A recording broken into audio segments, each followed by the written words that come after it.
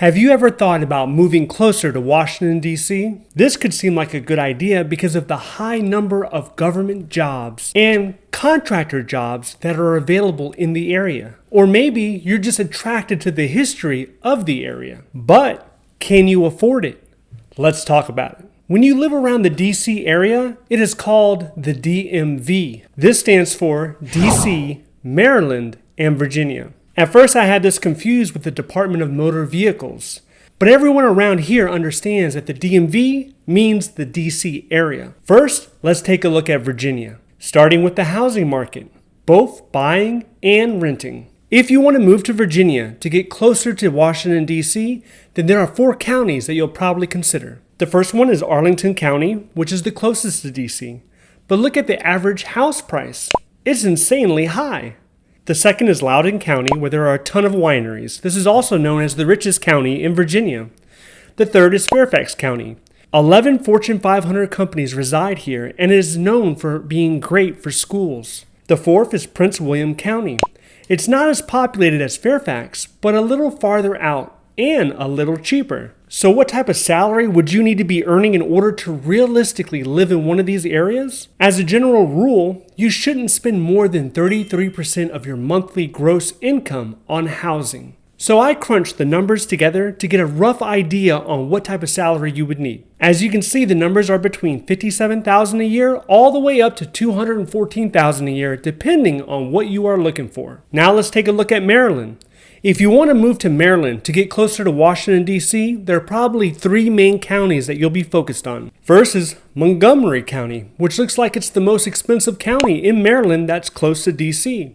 Second is Charles County with a home price in the 400s. Third is Prince George's County, which is currently the cheapest county to purchase a house near Washington, D.C. from this list. And I went ahead and calculated the salary that you would need in order to live in these counties, going off of the 33% rule. And as you can see, the salary needed is between $53,000 and $158,000 a year on average to live in these Maryland counties, depending on what you're comfortable with. Now, if you have your eyes set on living in Washington, D.C., then you can look at an average home price of about $650,000. Most of these property listings will be to the north and east of Washington, D.C., and the cheaper ones tend to be towards the south or far east. Also, it's worth noting that a lot of people commute from West Virginia or Pennsylvania. And the way that teleworking is going, it seems like the requirement will only be once or twice a week being actually in the office.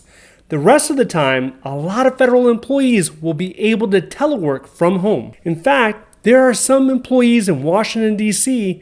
that actually live on a 25 or 30 acre farm out in West Virginia or Pennsylvania, and they only come in once a week. However, it is important to look at the salaries associated with the GS grades in this area before you decide to move to make sure you can afford it. Okay, so let's look at the cost of living index in Washington, D.C. compared to the rest of the country. By looking at this chart, we can see that the Washington, D.C. area is higher than the national average in almost every single area, especially the cost for housing. Understand that most companies and agencies, they understand that this is a high-cost area.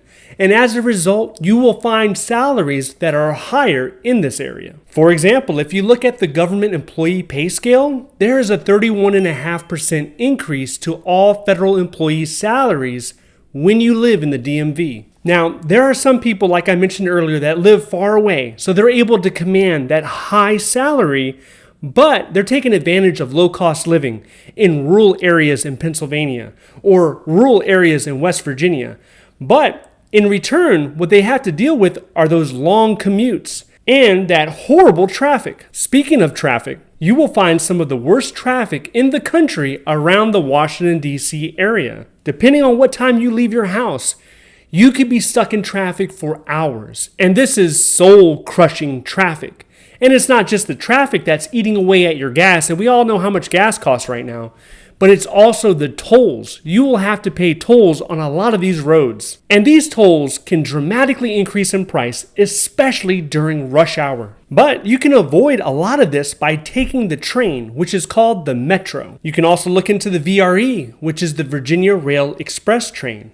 And if you're in Maryland, then you can look into the MARC train. Both trains provide service into the Washington, D.C. area. And if you're a federal employee, your agency will give you a Metro card that allows you to ride the train. They'll put like $200, $250 every month that will replenish. So you're essentially riding the train for free. Now, if you're single and have no dependents, then the best option for you if you want to save money would be to get a roommate, rent out a room, and that way you can really maximize the amount of money you're getting from this area. Okay, so if you're interested in getting a job with the federal government, there are 5 things that you should know before applying. And you can learn them all by watching this video next. If you would like to see more videos like this, please click like and subscribe. Thank you for watching, and I'll see you in the next one.